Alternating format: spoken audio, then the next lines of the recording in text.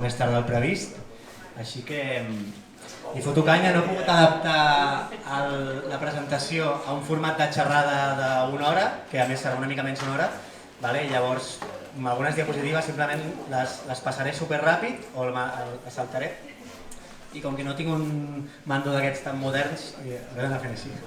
Hòstia, el focus aquest el podem baixar una mica o girar una mica? Un interrogatori. Vale, sí. Vale, bueno. Algunes cites amb les que sempre m'agrada començar. Coneix-te tu mateix, que es deia com un principi de filòsofs de la Grècia clàssica, i que qui controla el passat controla el futur, i que qui controla el present controla el passat. Una mica la xerrada va sobre història, però no és des d'un punt de vista de mirar enrere per mirar enrere, sinó de mirar enrere per mirar on estem ara, com hem arribat aquí, i sobretot per mirar endavant, no? Quines repercussions té el passat en allò que volem fer i volem projectar.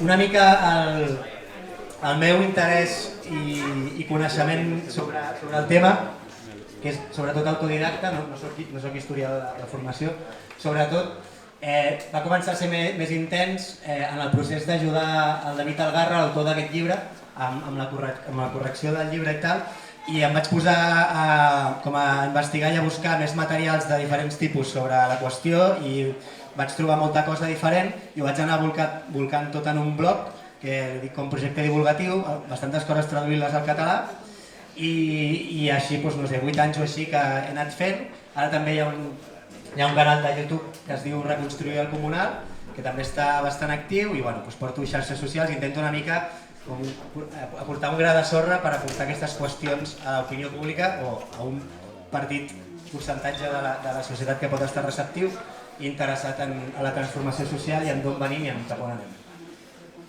Això seran els continguts de la presentació: béns comunals i societat comunal, història i orígens, declivi i atacs soferts i aprendre del passat. Béns comunals, què vol dir la paraula? D'on ve la paraula comunal? Ve que els béns comunals pertanyen al comú dels veïns. Ve de comú en el sentit de conjunt de gent que té la condició de veïnatge, és a dir, que viu, que habita en un lloc concret.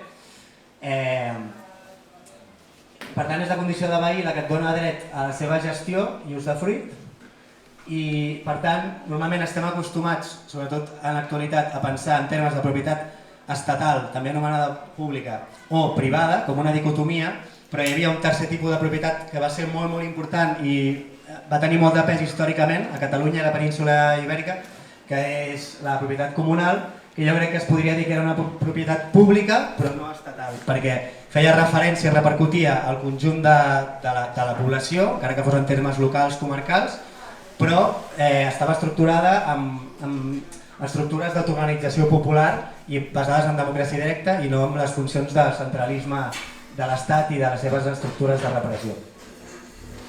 Per tant, jo estic bastant amb el principi de que perquè hi hagi comunal real hi ha d'haver-hi un comú organitzat.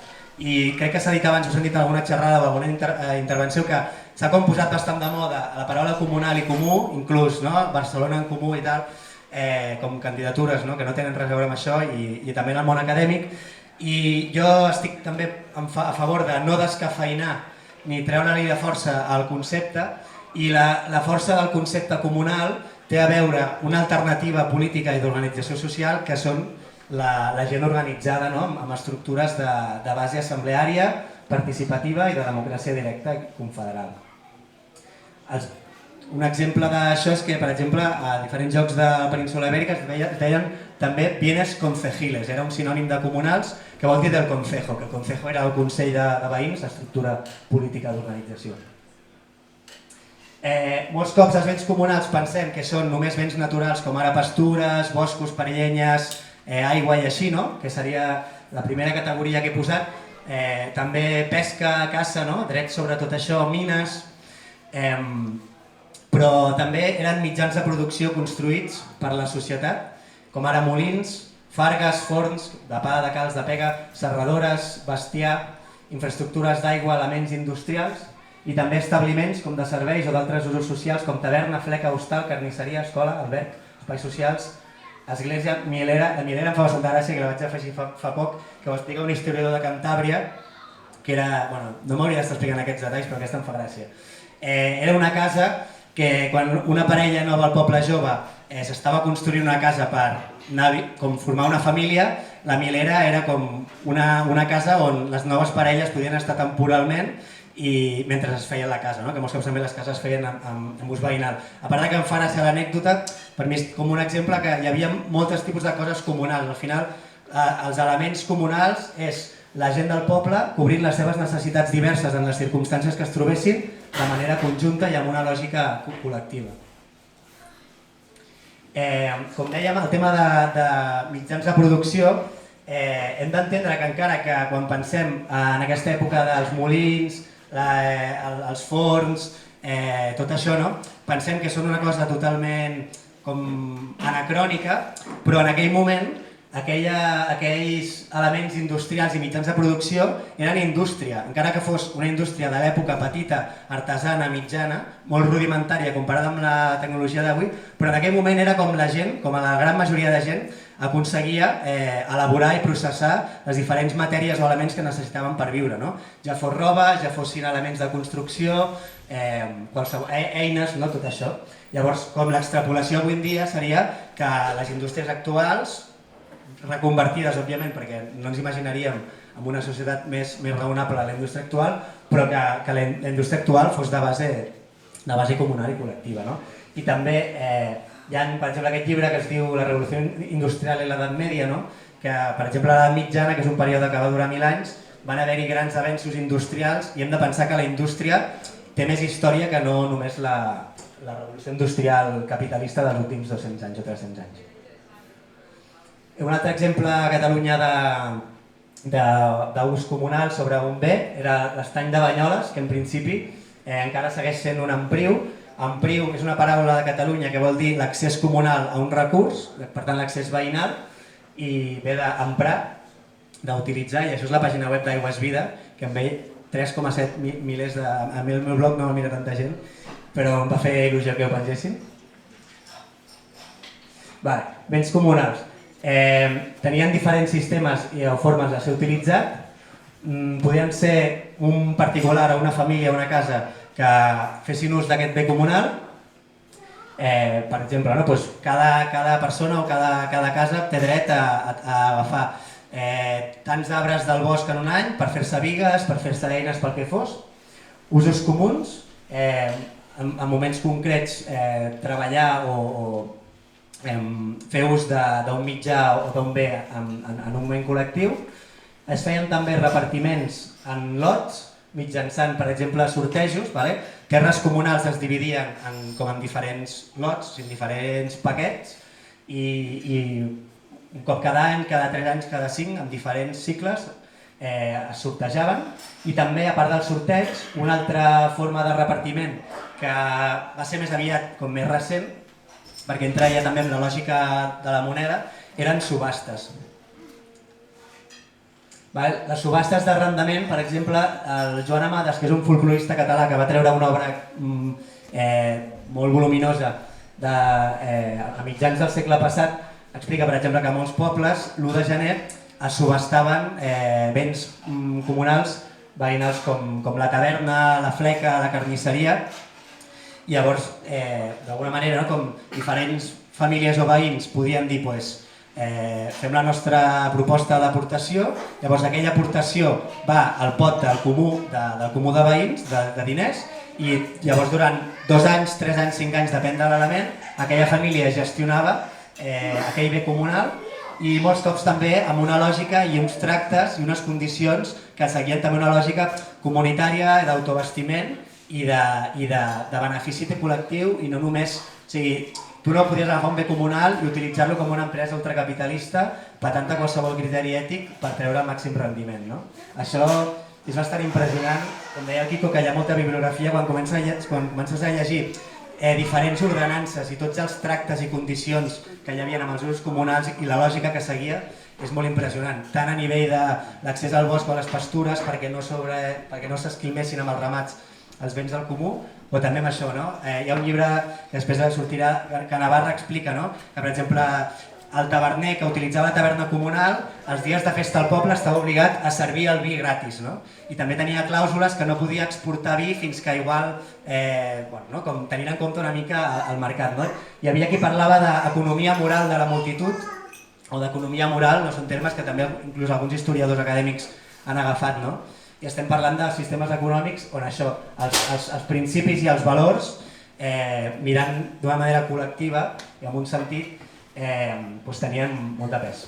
Això és un vídeo de YouTube, que això és el canal que vaig penjant vídeos i tal, i això, que si voleu fer una ullada, us ho recomano. Dos exemples de llibres, no?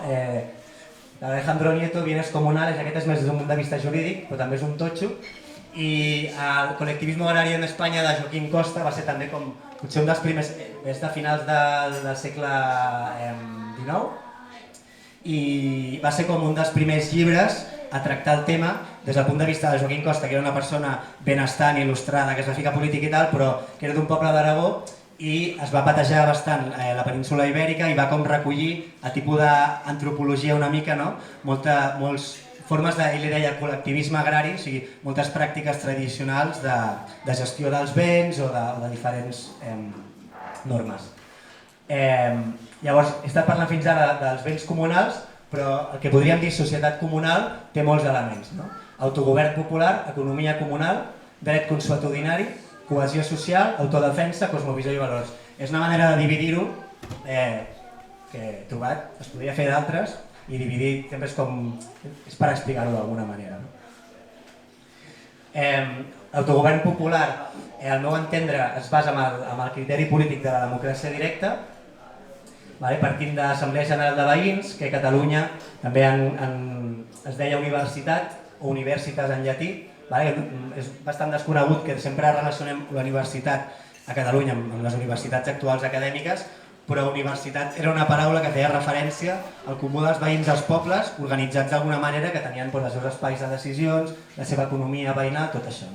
Consell, Junta Comunal, Paeria. El Pallars Sobirà és, per exemple, a Catalunya on queda bastant encara comunal i on queden juntes comunals. Fa poc, l'any passat, es va fer el FES Rural, el Festival d'Economia Social i Solidària Rural, es va fer el Pallars de Sort sobre el tema comunal bastant temàtic i van fer una trobada de veïns i veïnes del Pallars que explicaven el que queda encara de comunal allà i és bastant maco de veure, és la gent del poble explicant-ho i està bastant bé, que el que queda ara són restes ja molt afeblides, no té res a veure amb el que explico perquè la societat aquesta està, diguéssim, agonitzant o morta, però és bastant interessant igualment encara veure les restes vives d'això. Altres llocs de la península ibèrica, Batjarres, deia Euskal Herria, es diu encara, que allà és on també queda bastant, Consello Abierto, Astúries i Galícia. Per tant, l'assemblea veïnal, com a base, encara que poguessin haver-hi càrrecs, portaveus, diferents també funcions i organització, concentrava els tres poders que avui es diu que té un estat de dret i tal, el legislatiu, l'executiu i el judicial. És a dir, al final és l'autogestió i l'autoorganització a totes les esferes de la vida. Diguéssim, no hi havia cap esfera dintre d'aquest món i d'aquesta bombolla, després parlarem amb què coexistia això, però dintre d'aquesta esfera s'arribaven a cobrir, diguéssim, totes les funcions d'aquests tres poders. Dos altres llibres, Democracia Directa Municipal, Concejos y Cabildos Abiertos, i aquest és molt bonic de l'Ignacio Abella també, que escriu llibres que també recomano molt, i es diu Árboles de Junta y Concejo i explica la costuma a la península ibèrica, que també diu que també es feia a altres llocs, de fer les assemblees veïnals dels comú de veïns sota grans arbres que avui en dia queden molt pocs, però sembla que amb tot abans de totes aquestes desforestacions massives i tot aquest ecocidi que explicava el Quico, que també veurem, doncs també abundaven molt més boscos madurs molt més alts i també arbres gegants que la gent també cuidava perquè tenien un valor emocional i també polític, no?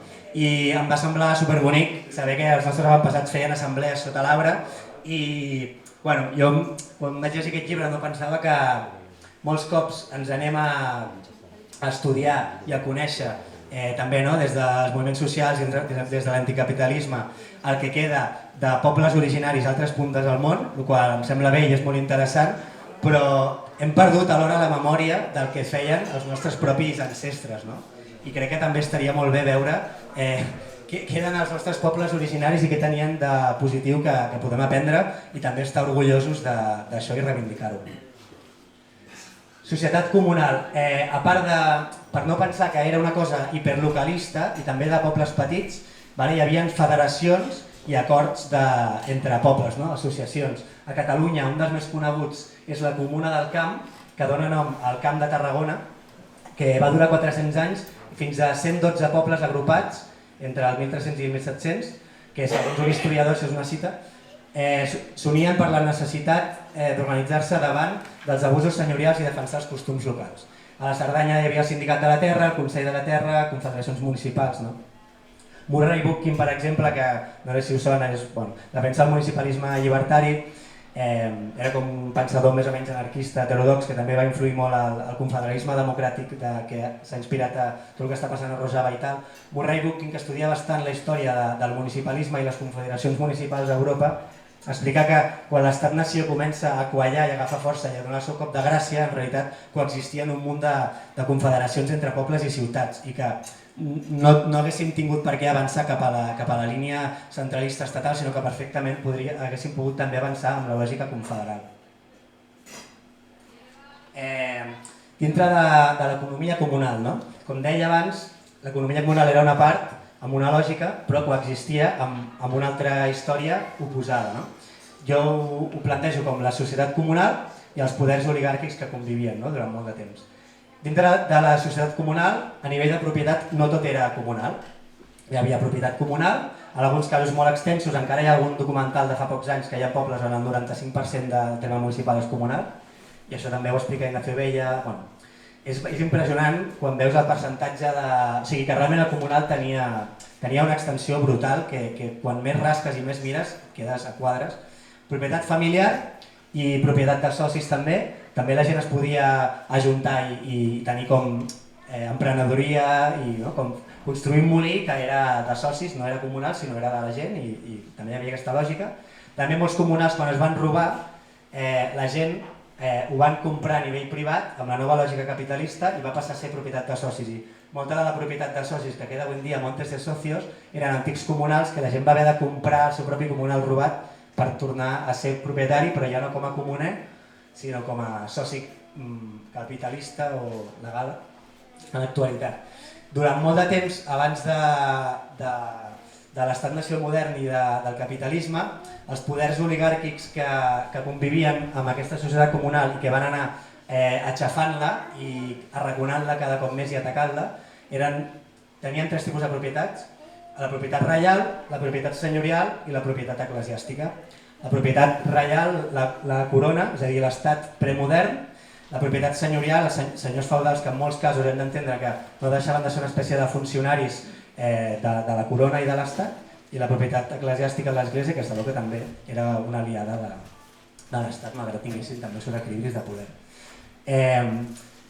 Parlem de béns i drets comunals, no només hem de pensar en el que era realment posseït pel poble, sinó que també durant molt de temps va tenir, i encara té, molta importància el que era domini, o sigui, el dret popular comunal sobre un bé que no era comunal, perquè van anar també robant i atacant béns comunals, però es van mantenir durant molt més temps, llavors, drets comunals sobre un bé que ja no era comunal, en teoria, però l'ús ho seguia sent. Llavors es diferencia entre domini directe i domini útil, simplement és com dir això és meu o ho utilitzo jo, o això és de l'església o és del senyor feudal o és de la corona, però ho utilitzo jo. Però aquest dret, encara que fos d'algú altre, realment estava reconegut, tenia molt de pes i no era una cosa que els poders oligàrquics durant molt de temps poguessin tirar per terra perquè la gent eren coses que tenien molta força i molta importància. També hi havia drets comunals sobre béns particulars. Per exemple, jo tinc un tros de terra i cultivo, però llavors quan he segat els veïns tenen dret a rostollar, tenen dret a passar el seu ramat pel meu terreny. Per això els liberals que van fer la revolució liberal deien que la propietat que hi havia tradicional al món rural era imperfecta, perquè no era una propietat privada absoluta, en els casos que fos propietat privada, sinó que hi havia com tot un sistema molt complex, interdependent, de drets i deures mutus, que tenien molt a veure també amb una lògica de pensar també amb el bé comú i amb algú raonable i amb una societat que no era tan classista. Llavors els liberals van voler crear la propietat privada absoluta, però això que l'economia comunal no era només els béns comunals, sinó també els drets comunals sobre altres béns. L'altre element clau, el dret consuetudinari. Avui en dia tenim un dret hereu del dret romà, centralista, que quatre funcionaris d'un ministeri, o governants o jutges, defineixen i ho llencen cap a tota la societat. Un altre tipus de dret que es reconeix a nivell de juristes i historiadors i tot era el dret consuetudinari, consuetude ve de costum, i venia a ser d'alguna manera un tipus de dret i de definició de normes que sortia de la gent des de baix, i que en un moment donat que els poders, després de la caiguda de l'imperi romà, ara veurem una mica d'història, els poders i les corones van començar a tenir més força, van començar a fer que la gent escrivís la manera en què s'organitzava, però durant molt de temps la gent no escrivia perquè no feia falta, perquè la gent autoorganitzada en aquell moment tenia una cultura oral. Llavors, per exemple, trobem en els primers recopilatoris de documents, de fueros i de documents que recollien els usos i costums del món rural, el Fuero General de Aragón diu «Antes hubo leyes que reyes». Això vol dir que abans que aparegués un rei que per primer cop en aquest territori fes la seva llei dient «això es farà així», ja s'estava fent així, moltes coses ja s'estaven fent. I normalment ens explica l'edat mitjana com que són els reis que otorguen els drets al poble, però en molts casos el poble ja tenia aquells drets autoorganitzats i el rei simplement, amb un equilibri de forces i de poder, no tenia més remei que reconèixer aquells drets, que donar-ho, però perquè era un equilibri de forces. No, és que no em puc dir res. Això ho explica tant Edward Thompson, que és un historiador així marxista anglès, bastant conegut, que parla tot això de l'economia moral de la multitud i d'això, del món popular d'abans de la Revolució Industrial, i David Algarra, el Comú Català, també explica molt bé. A la Carta de Població de Cardona, que és un dels primers textos d'aquesta època que tenim a l'estat espanyol, es diu que es parla de molts drets i usos comunals i es diu que s'està fent això com es fem des d'antic. I així és com sabem, el primer escrit és de l'any 1000, més o menys, però com diu que es fa des d'antic, sabem que es feia des d'abans, i també per altres coses lògiques que podem deduir. Com de dret constitucionari també Joaquín Costa també té una obra que va marcar molt en aquesta línia, Derecho Constitucional y Economía Popular de España, i això és més modern també de la Junta de la Comunitat Autònoma d'Astúries, que ha fet també el seu recopilatori. Això ho passo ràpid, però ja que veníem a Barcelona, també el que deia que el comunal no era només de pobles petits, també existien a les ciutats. Òbviament, estem parlant d'èpoques que ciutats no tenen a veure amb les megalòpolis actuals, però hi ha un llibre també que es diu Les comunidades vitorianes, que parla de Vitoria-Gasteiz, que quan era una ciutat que no eren pastors i agricultors, era gent de molts oficis, però igualment es dotaven de béns comunals i a Barcelona també hi havia hagut un passat respecte a això. Una altra qüestió de la societat comunal era la cohesió social. Jo crec que el treball uneix molt.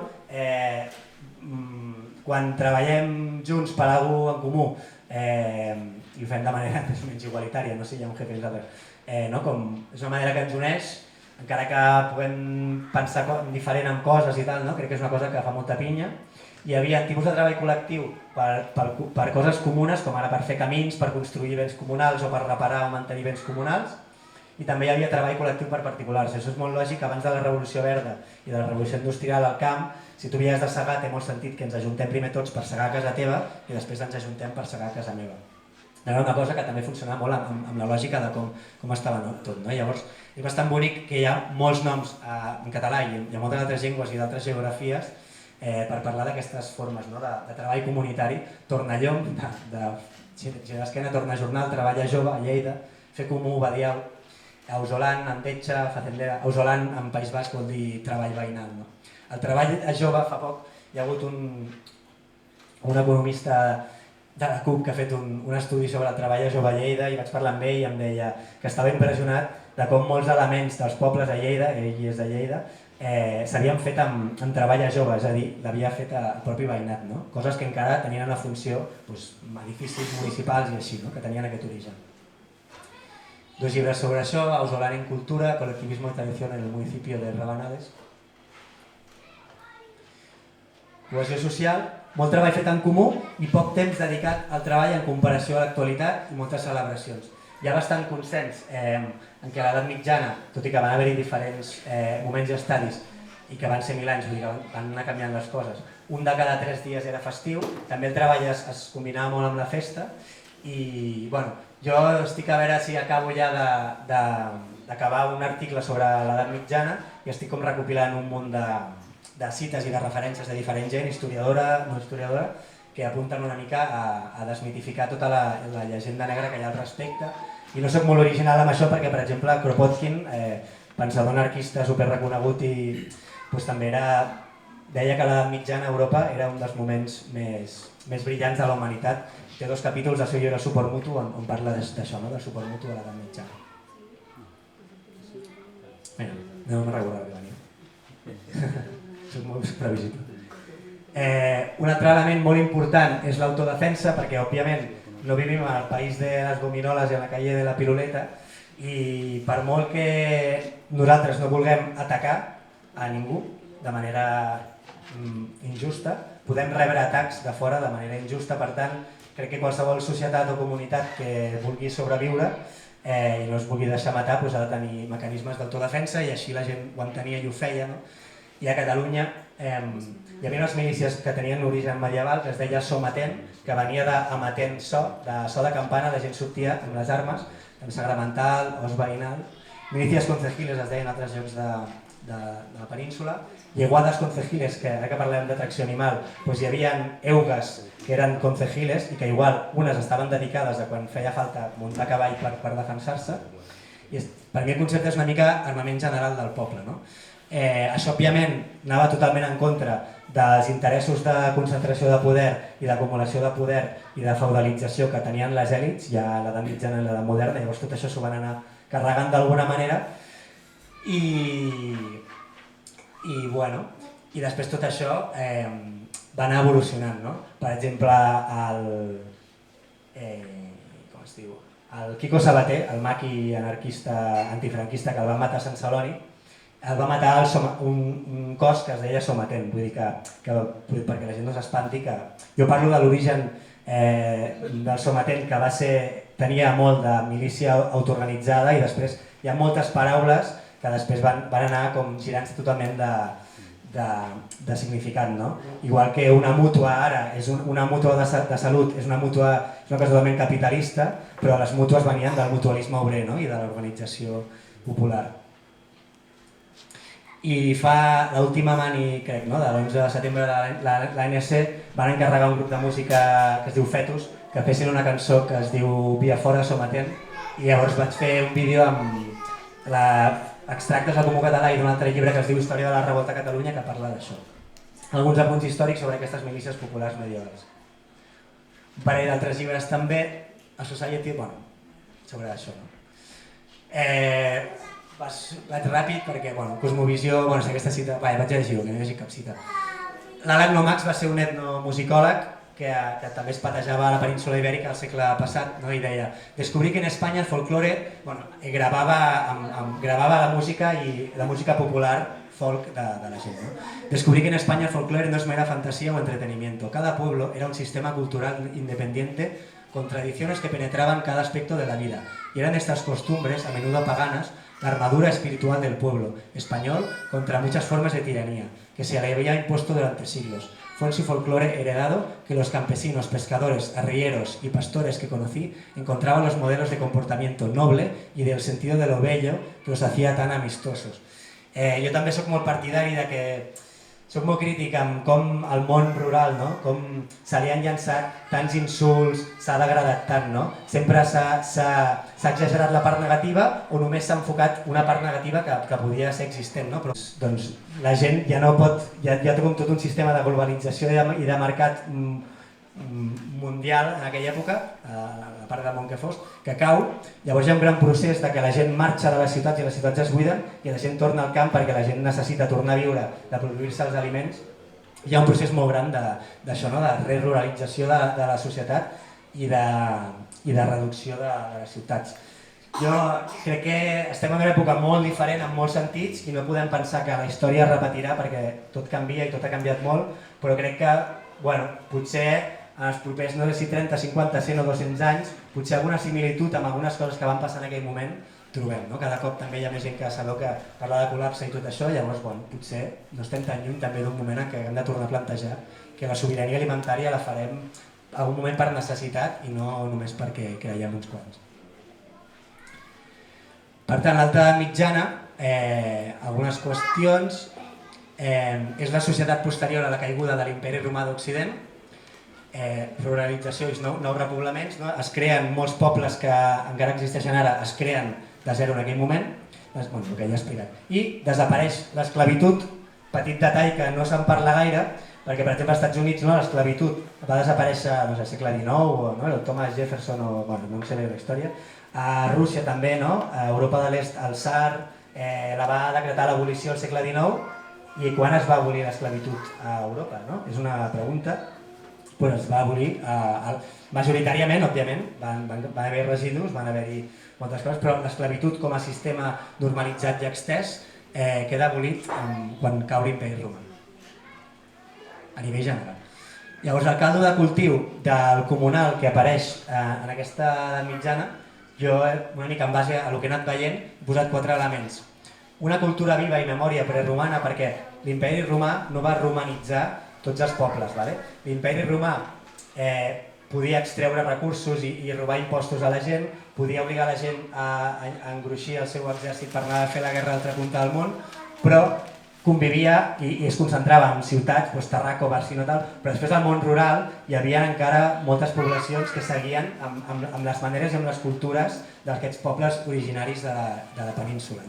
Llavors, quan cau l'imperi romà, encara hi ha molta vida i molt record i molta pràctica viva de tot allò preromà.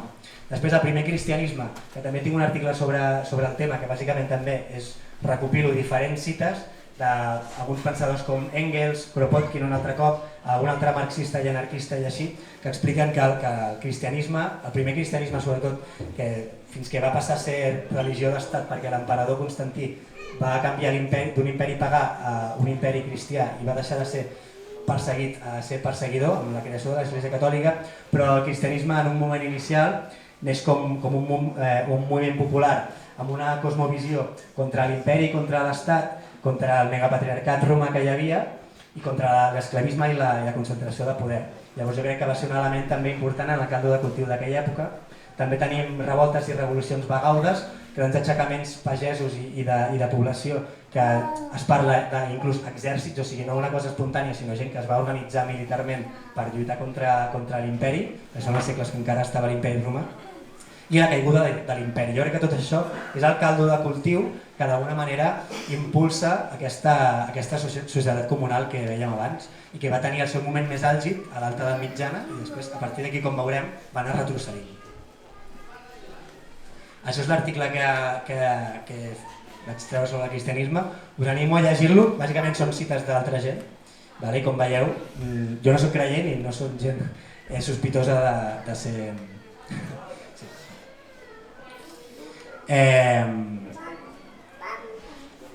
Fa poc, llegint un llibre així sobre l'edat mitjana, de com no, amb una frase diu: a l'alta edat mitjana els pagesos eren propietaris de les seves terres. Si t'expliquen aquesta frase ja no diu res més sobre el tema i llavors ja comença a explicar tot lo xungo de després i tot això i tal. És una qüestió que s'explica molt poc.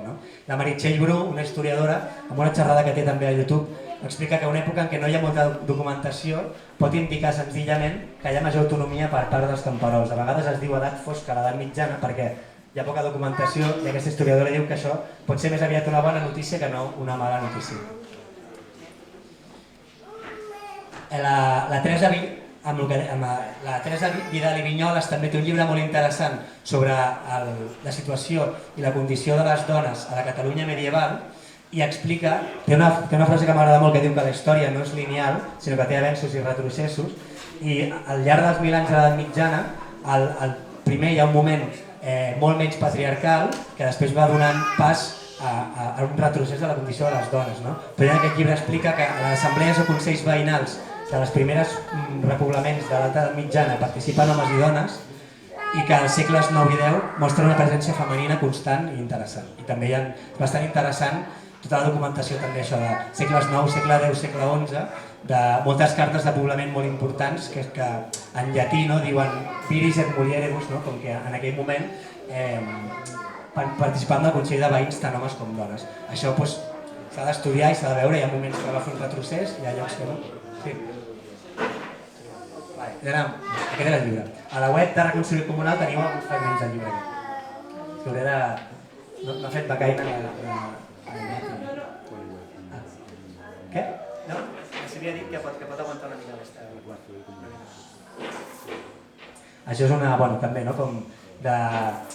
Normalment se'ns explica de la nostra història les parts més fosques perquè ens creiem que venim de la foscor, llavors ara estem amb el capitalisme del segle XXI i és una merda, però abans sempre estàvem pitjor, llavors això també, com una estàtua entre el segle XIX i el segle XII. Això és art popular, abans, no com moltes construccions es feia la mateixa gent. Moltes coses d'aquestes, l'Església Catòlica se les va carregar i les va censurar, però hi ha llocs on encara queden. Declivi i atacs soferts. Després que cau l'imperi romà, patim també les incursions d'altres imperis, com bàsicament el visigot a l'Àndalus i l'imperi franc també al nord, i després al segle X comença a reemergir al nord de la península el sistema estatal, com anirà després també, diguéssim, seguint l'evolució fins al dia d'avui, amb el Reino de Navarra i d'Astúries, i al segle XII les monarquies comencen a passar a l'ofensiva. Tenim els primers fueros generals escrits que comencen a... Veieu que al segle XIII el rei s'atribueix el poder legislatiu. Al principi els reis... És una pregunta interessant, no? D'on surten els reis? Com surt, en una societat que ha caigut un imperi, com apareix un rei, no? I és una cosa que jo crec que encara falta per estudiar, no? Però els estudis apunten bastant en la línia de senyors de la guerra i persones que es fan amb una banda armada i es comencen a atorgar poders, però aquests poders al principi eren molt simbòlics i al principi les monarquies regnaven però no governaven, no exercien un govern real perquè encara tenia molt més pes les estructures d'autoorganització de baix. Això. El Joan Evans, un amic gallec que és un crac i és també pagès i també té un llibre i alguna xerrada de YouTube sobre el tema, que ha estudiat molt tota la història de Galícia. A Galícia encara crec que un terç de la superfície de la comunitat autònoma gallega són montes vecinales en mano común avui en dia. Un terç, crec. Hi ha un documental també recent que parla d'això. I diu que a la baixa edat mitjana hi ha un enfrontament entre un protoestat senyorial i una civilització basada en el consell obert i les estructures veïnals. Jo crec que són dues lògiques totalment oposades, la lògica popular i de la societat comunal que explico, amb la lògica dels estats i de les formes de poder concentrat, que van anar en pugna, però bàsicament l'estatal va estar tot el rato amb una estratègia d'anar a l'ofensiva i la popular no va ser capaç de tenir una estratègia pròpia o eficaç per contrarrestar i anar endavant i va anar com només resistint o perdent. També hi havia no em surt la paraula, com monjos falsificant un pergamí per quedar-se en una església, això és una notícia de 324 de fa poc. Xanxullos que fotien les classes altes en aquell moment.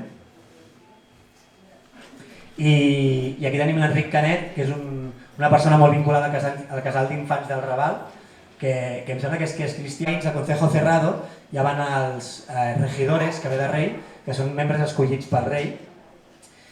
A Catalunya el Consell de Cent és una de les institucions més famoses, conegudes del Consell Tancat de Barcelona. I al segle XIV hi ha la primera moneda estatal oficial, després de l'època de l'Imperi Romà, encunyada a Castella, al segle XIV, el 1300. O sigui, des de la caiguda de l'Imperi Romà, que és cap als 500 fins al segle XIV, tenim una societat que funciona sense una moneda encunyada estatal, que no vol dir que potser utilitzessin alguna altra cosa com a moneda o el que fos, no? Però res a veure amb el que és després una moneda com la que tenim avui en dia. Bueno, més coses de Barcelona que vaig posar, però no llegiré. Per això, la gent va anar cedint a la corona terres i béns, molts cops per por a la repressió, tant fos com passa avui en dia, no? Hi ha l'Estado i les màfies, no? Com a Mèxic. No? L'Estat té les seves pròpies institucions oficials, després hi ha les màfies armades que l'Estat les manté o les tolera i també ataquen el poble. No? Llavors hi havia bandes armades també, hi havia com bandes armades oficials i bandes armades mercenàries, no? Però també en relació amb diferents poders. I també quan l'Estat la corona comença a obligar la gent a pagar impostos, llavors els funcionaris i els membres de l'Estat que es van enriquint amb aquests impostos comencen a comprar també terres i a generar més concentració de propietat, que hi ha un procés de concentració que va creixent. Al segle XVI, no anem avançant, Felipe II ordena un gran espoli de terres comunals per fabricar l'armada invencible. Com deien abans, a la xerrada d'abans, es van cometre grans desforestacions i ecocidis, per tant, per qüestions militars. Els estats competeixen per si mateix entre ells i si Anglaterra és un perill i Anglaterra està fent un exèrcit de barcos impressionant i la corona de Castella vol competir-hi, doncs necessitarà també vaixells, la fusta es feia per fer vaixells, es feia per fer forns i per fer munició, etc. El 1700 ordenanza de Montes de Marina, béns comunals espoliats per armar la flota de guerra estatal.